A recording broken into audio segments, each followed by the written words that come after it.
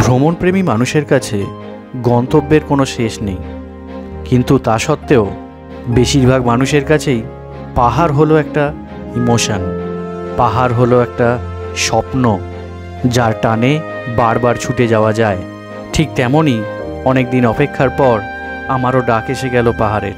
সুযোগ পেতেই বর্ষার পাহাড়ের অপরূপ সৌন্দর্যকে দেখার জন্য তল্পিতল্পা গুছিয়ে নিয়ে বেরিয়ে পড়লাম পাহাড়ের উদ্দেশ্যে। আর আপনারা কি ভাবছেন? এত ভাবনা চিন্তা না করে চলুন আমার সাথে বেরিয়ে পড়ুন এবার মোবাইলের 6 ইঞ্চি স্ক্রিনের দিকে চোখ রেখে। 3 দিনের এই উত্তরবঙ্গ সফরে আপনাদের এবারে নিয়ে যাব কালিম্পংয়ের একটা অফবিট জায়গা কাফের গাঁওয়ের দিকে। চলুন তাহলে গল্পটা প্রথম থেকে শুরু করা যাক।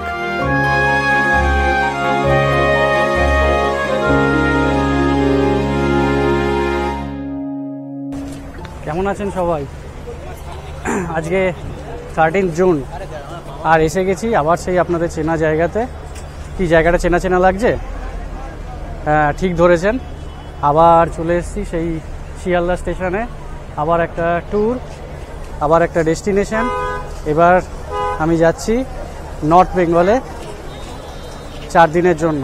আজকে বৃহস্পতিবার, আজকে রাতের ট্রেন, কাল সকালে নামবো আর ফিরবো হচ্ছে রবিবার রাতের ট্রেনে, সোমবার সকালে এখানে নামবো।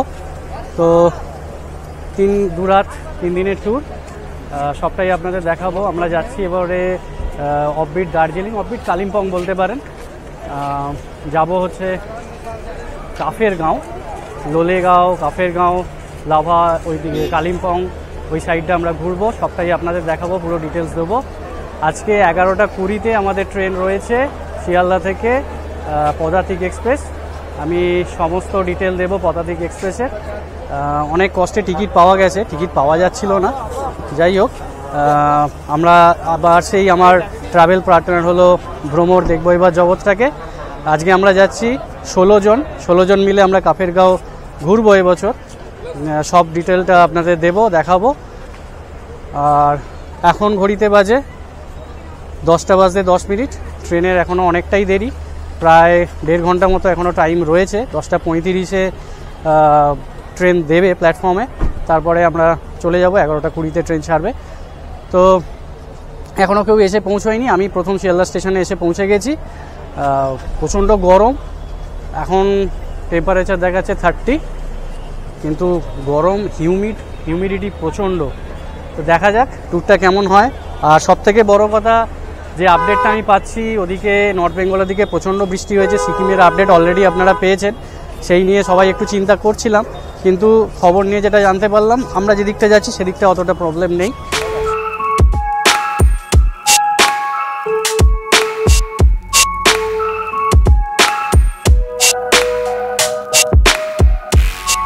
বারো নম্বর প্ল্যাটফর্মে তখন দাঁড়িয়ে উত্তরবঙ্গের সবথেকে ভালো ট্রেন দার্জিলিং মেল 10টা 5-এ ছেড়ে যাওয়ার পরে আধ ঘন্টার মধ্যে পদাতিক এক্সপ্রেসের আগমন।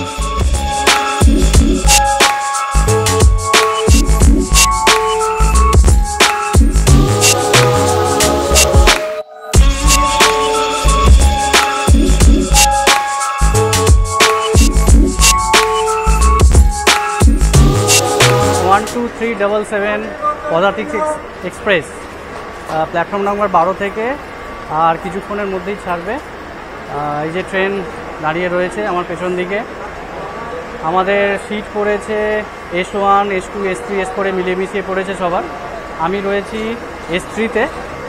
আর 11টা 20-তে টাইম, অলরেডি 11টা 10 বেজে গেছে, আর 10 মিনিট বাদেই ছাড়বে। ট্রেন ঢুকিয়েছে মোটামুটি 11:15 নাগাদ। তারপরে আমরা সবাই যে যার সিট দেখে বসে পড়েছি। চলে যাব এবার এনজেপির উদ্দেশ্যে। গরম প্রচণ্ড, স্লিপারের টিকিট, কষ্ট আশা করছি হয়তো হবে না, রাত্রির দিকে হাওয়া থাকবে। দেখা যাক কতটা কীরকম কী হয়, আপনাদের দেখাবো। কাল সকালে টাইম হচ্ছে 9টা 15, নিউ জলপাইগুড়ি স্টেশন।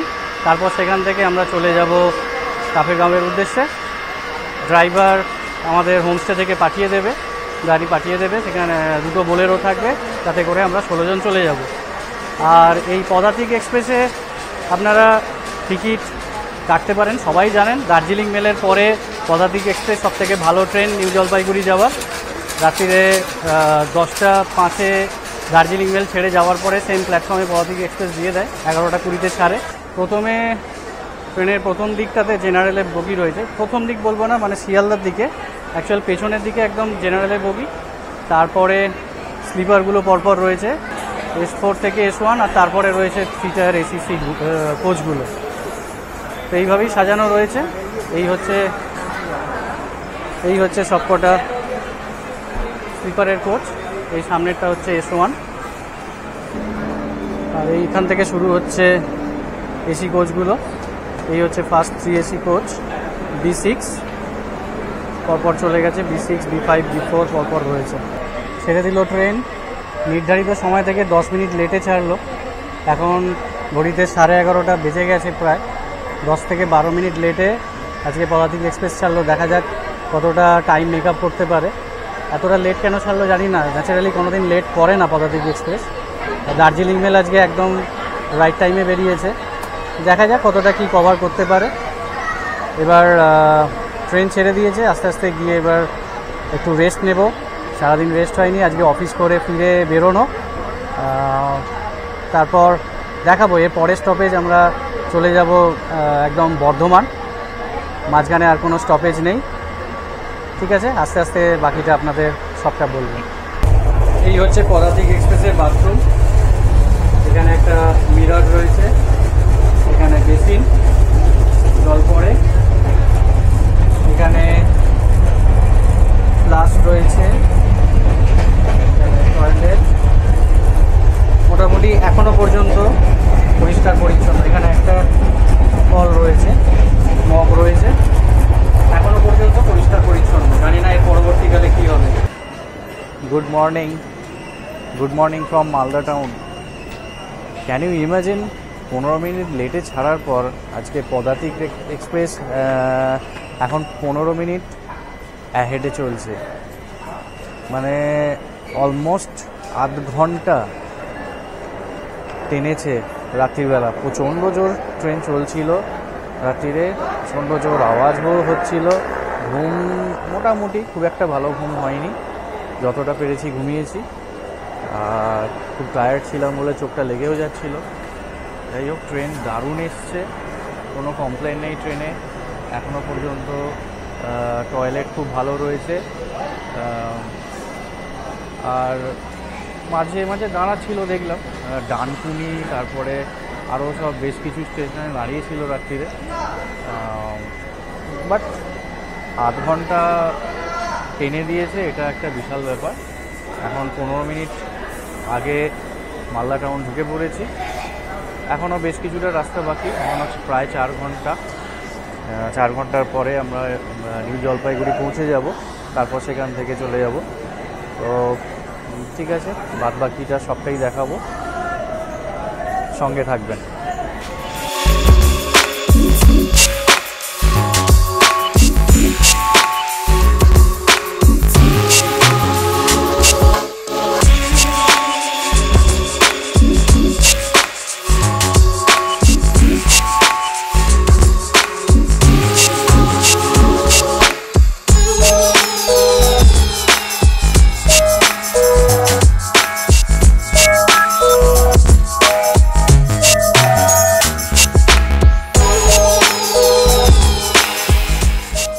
প্রতিটি স্লিপার কোচের মতো এখানেও ছিল লোয়ার, মিডিল আর আপার দিয়ে 3 টায়ারের সজ্জা। বেশ পরিষ্কার পরিচ্ছন্ন, আর বাথরুমও বেশ পরিষ্কার।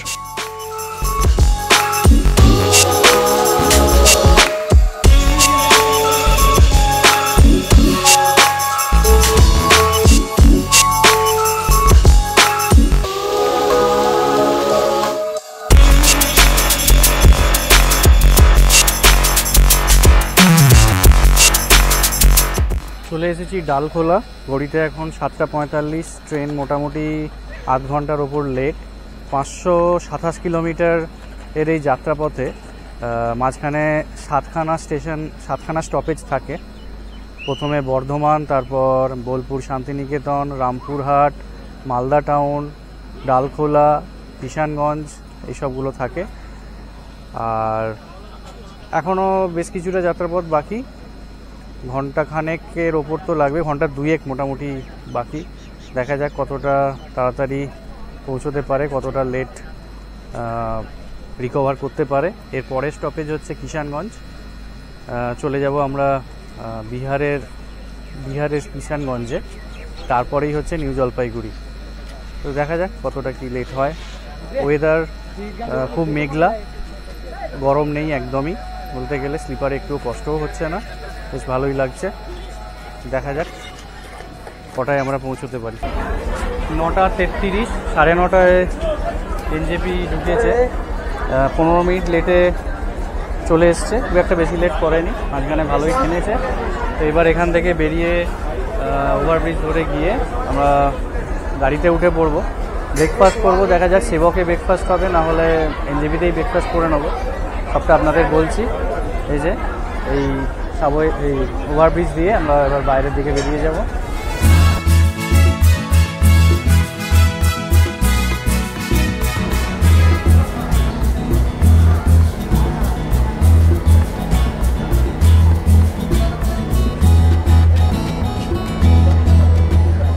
ওভারব্রিজের সিঁড়ির পেছন দিকটাতেই লিফট রয়েছে, আপনারা চাইলে লাগেজ নিয়ে লিফটে করেও চলে যেতে পারবেন।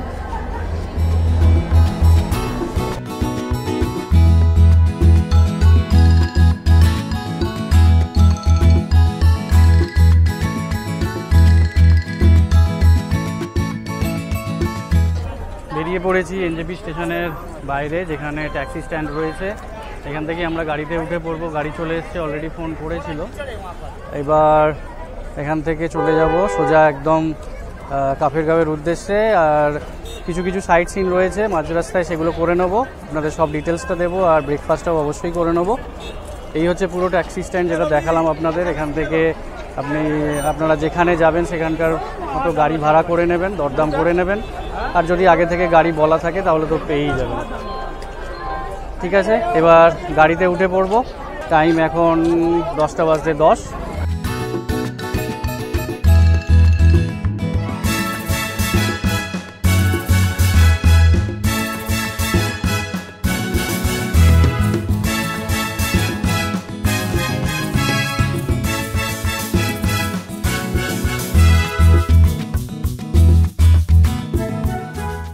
সেবক ব্রিজের সামনে এখন দাঁড়িয়ে রয়েছি। জায়গাটা জাস্ট দেখুন একবার, কি অসাধারণ লাগছে। এই হচ্ছে বর্ষার দার্জিলিং। সেবক ব্রিজের ওপরে দাঁড়িয়ে রয়েছি, প্রচুর জল, আর মেঘের ঘন ঘটাটা একবার লক্ষ্য করুন, কি অসাধারণ লাগছে চারিদিকটা, দারুণ লাগছে। এই আমাদের দুটো বোলেরো, 16 জন আমরা চলেছি, দুটো বোলেরো। এই যে ঘড়িতে এখন টাইম 11:30 বেজে গেছে। সেবক ব্রিজটা পেরিয়ে এখন রেলগেটের একটু জ্যাম রয়েছে, তারপরে আমরা ব্রেকফাস্ট করব। বৃষ্টি পড়ছে টিপটিপ করে, কিন্তু ওয়েদারটা জাস্ট জলের আওয়াজটা শুনুন আর জলের ফ্লোটা দেখুন, ওপরে কতটা বৃষ্টি হয়েছে, এখানে ভালোভাবে ধরা পড়ছে। কি সুন্দর জলটা নামছে, একবার লক্ষ্য করুন, অসাধারণ লাগছে। আশা করছি জলের আওয়াজটা শুনতে পাচ্ছেন। এই হচ্ছে বর্ষার সুন্দরী তিস্তা, অসাধারণ একটি দৃশ্য।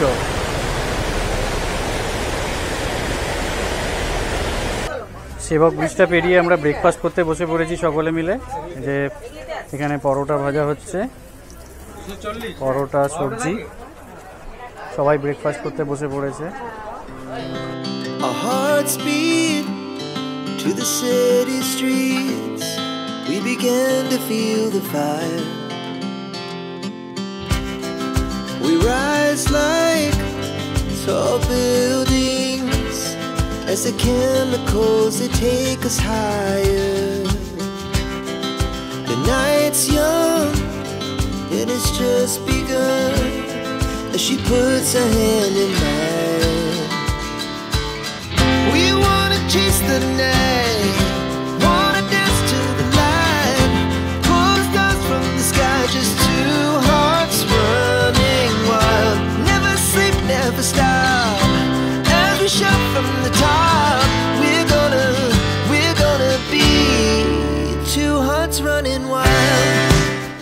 চলে এসেছি পানবু ভিউ পয়েন্টে। ঘড়িতে টাইম এখন 1:15। কিছুই দেখা যাচ্ছে না, চারিদিকে শুধু ফগ আর ফগ। এই হচ্ছে পানবু ভিউ পয়েন্ট। ওয়েদার খুবই খারাপ, ক্লিয়ার থাকলে এখান থেকে দারুণ দেখা যেত।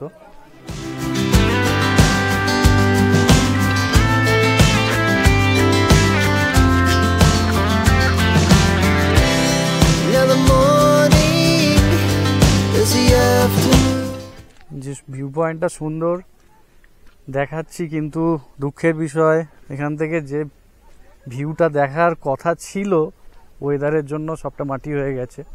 যাকে এটা প্রকৃতির খেলা, কিছু করার নেই, এটা তো কারোর হাতে নেই। হ্যাঁ, নেক্সট টাইম যদি আবার অন্য সময় আসা হয় নিশ্চয়ই এখান থেকে আরও ভালো করে দেখাতে পারবো। আপাতত এই হচ্ছে ভিউ,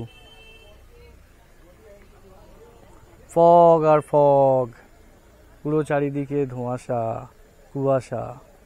আমরা কালীঝোড়া ড্যাম ক্রস করে এলাম, সেবক থেকে কালীঝোড়া ড্যাম ক্রস করে আমরা কালীঝোড়াতে ঢুকেছি।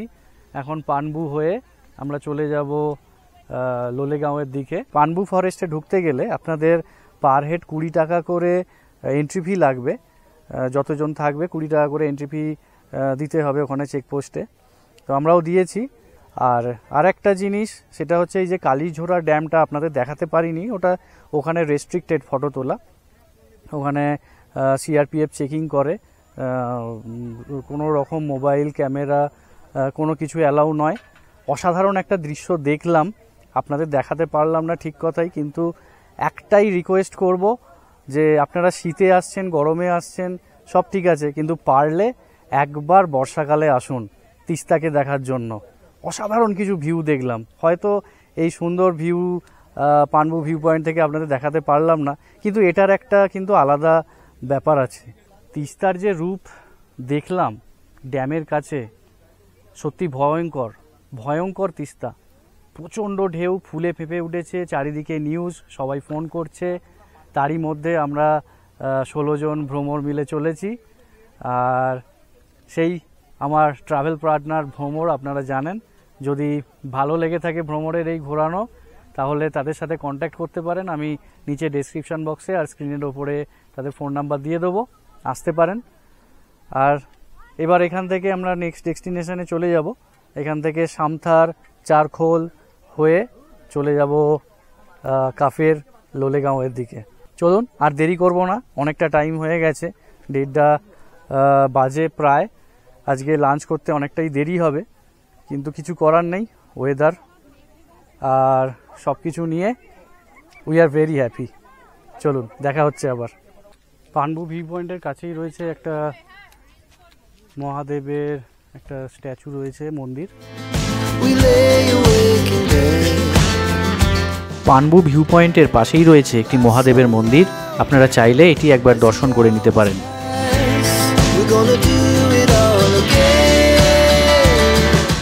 আমরা ওয়েট করতে করতে হঠাৎ করে মেঘটা সরেছে, কিছুটা আপনাদের দেখাতে পারছি, যতটা পারছি একটু প্লিজ দেখুন। ওফ, হোয়াট এ ভিউ!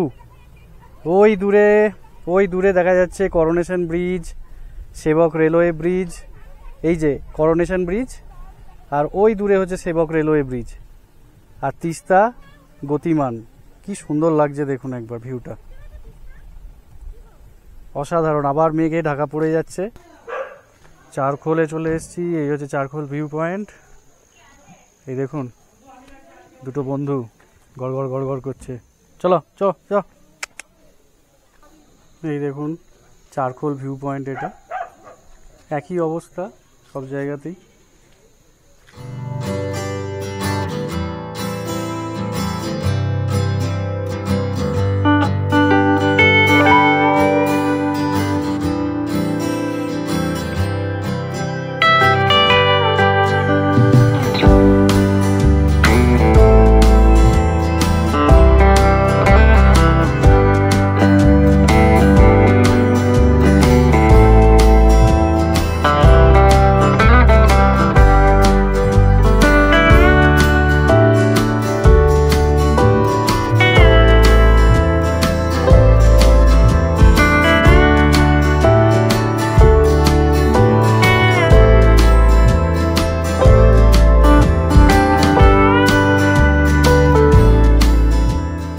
সামথার পেরিয়ে চারকোলে এসে দেখলাম এখানে প্রচুর হোমস্টে রয়েছে, চাইলে আপনারা এখানে থাকতে পারেন। সুন্দর নিরিবিলি একটি গ্রাম। পাহাড়ে এসছি আর মোমো হবে না? চারকোলে এসেই একটি ছোট্ট দোকানে মোমো দেখতে পেয়ে তাই আর লোভ সামলাতে পারলাম না। 100 টাকায় 8 পিস চিকেন মোমো, বেশ ভালোই ছিল।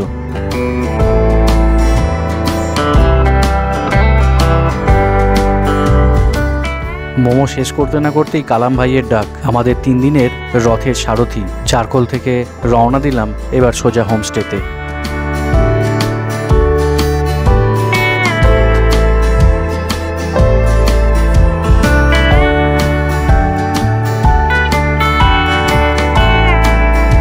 অবশেষে বিকেল 3টে নাগাদ আমরা চলে এলাম।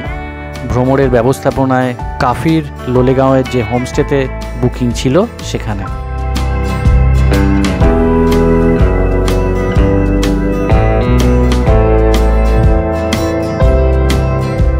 Greenfield homestay. গাড়ি থেকে নেমেই হোমস্টেটা দেখে আর তার আশেপাশের ভিউ দেখে সত্যি চোখটা জুড়িয়ে গেল।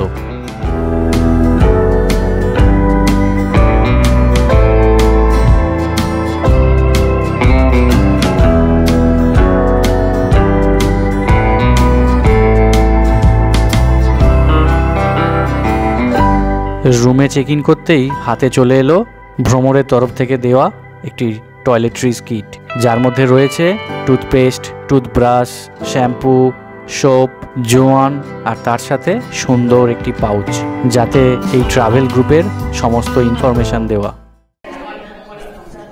বিকেল 4:30 খাওয়ার টেবিলে চলে এসেছি। এখন লাঞ্চে রয়েছে ভাত, স্যালাড, এগ কারি 2 পিস, এখানে একটা আলু করলা ভাজা, পাঁপড় ভাজা, একটা সবজি, আর এখানে রয়েছে ডাল। ঘড়িতে এখন 5:30। আমরা সবাই মিলে একটুখানি বাইরে হাঁটতে বেরিয়েছি। 5টার সময় লাঞ্চ করেছি। বাইরে প্রচণ্ড কুয়াশা, কিছু দেখা যাচ্ছে না। এইদিকে একটা বুদ্ধ পার্ক রয়েছে, সেই দিকটার দিকে আমরা এগোচ্ছি সবাই মিলে। তো সবাই ছাতা নিয়ে নিয়েছি, যেহেতু প্রচণ্ড কুয়াশা, গায়ের মধ্যে ছিটে ছিটে জল পড়ছে। আর এর সাথে জোঁকের উপদ্রবে সবাই খুব হয়রান, সবাই খুব ভয় পেয়ে গেছে জোঁক দেখে। একজনের বিছানাতেও জোঁক উঠেছে, জোঁকের একটু উপদ্রব রয়েছে এখানে। সব কিছু নিয়েই চলছি। এবার দেখি বুদ্ধ পার্কটা খোলা আছে কি, সামনে কিছু দেখা যাচ্ছে না এক হাত দূরে। চলে এসেছি বুদ্ধ পার্কে। এই একটা বুদ্ধের স্ট্যাচু রয়েছে এখানে। আর জোঁক থেকে কিন্তু সাবধান এখানে এলে। অলরেডি আমার পায়ে জোঁক উঠেছিল, সেই নিয়ে বেশ কিছুক্ষণ কাটলো, বেশ খানিকটা রক্তও বেরিয়েছে। ঠিক আছে, আপনারা এইসব জায়গায় এলে একটু হবে, একটু সাবধানে থাকবেন, তাহলেই হবে, ভয়ের কিছু নেই। এটা হতেই পারে, এসব একটু অফবিট জায়গা। আর লোলেগাঁও, কাফেরগাঁও এইসব জায়গাতে একটু জোঁকের উপদ্রব আছে। এই দেখুন সামনে আই লাভ লোলেগাঁও। ওয়েদারটা ক্লিয়ার থাকলে খুব সুন্দর লাগতো, ব্যাড লাগ আমাদের। ইভিনিং স্ন্যাক্সে চলে এলো ভেজ পকোড়া আর সাথে চা।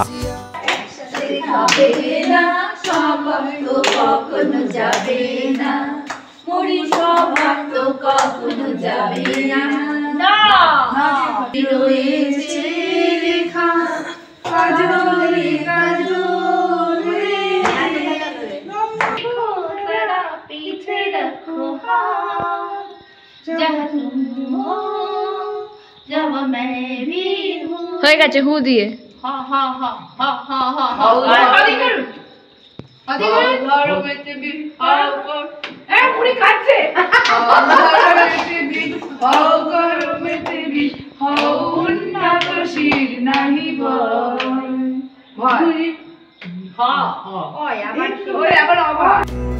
সন্ধেবেলা ইভিনিং স্ন্যাক্সের সাথে দারুণ একটা সময় কাটানোর পর এবার ডিনারের পালা।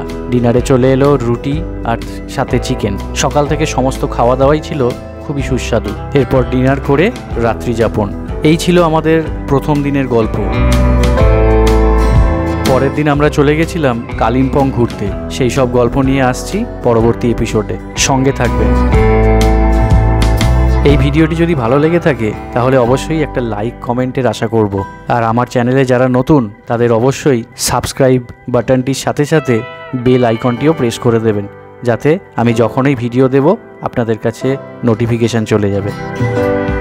দেখা হচ্ছে পরের পর্বে। ভালো থাকবেন সকলে।